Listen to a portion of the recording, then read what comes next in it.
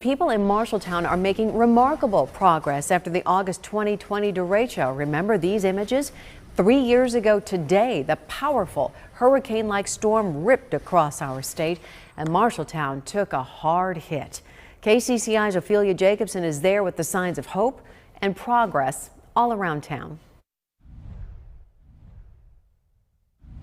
August 10th, 2020 is a day that many here in Marshalltown will never forget. Powerful 100-mile-per-hour winds and heavy rain caused lots of damage in this town, including to the Marshall County Courthouse. And the recovery process still isn't over.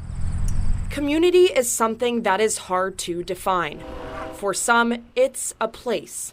Maggie and Lena, 2 female swans.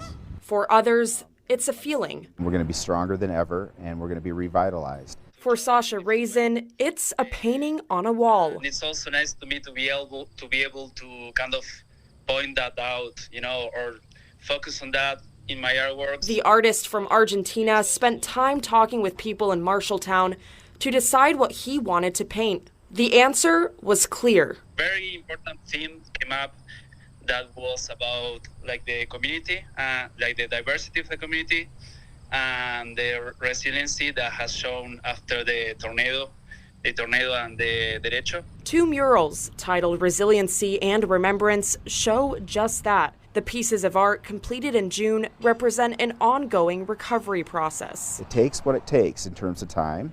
And a process that takes money. We still probably owe close to $500,000. David Shearer is the general manager of Riverside Cemetery, a place that sustained lots of damage.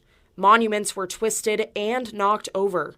Trees were also torn down. It was just in shambles. There's still more work to be done 3 years later, and people keep coming around. Different families have stepped up and taken care of different monuments. Community is something that can be tough putting into words, but when it shows up, whether at a cemetery, everybody likes to come to Riverside, or on a wall, I have the feeling that people really value the place that they live on. It sure is hard to miss. In Marshalltown, Ophelia Jacobson, KCCI 8 News, Iowa's news leader.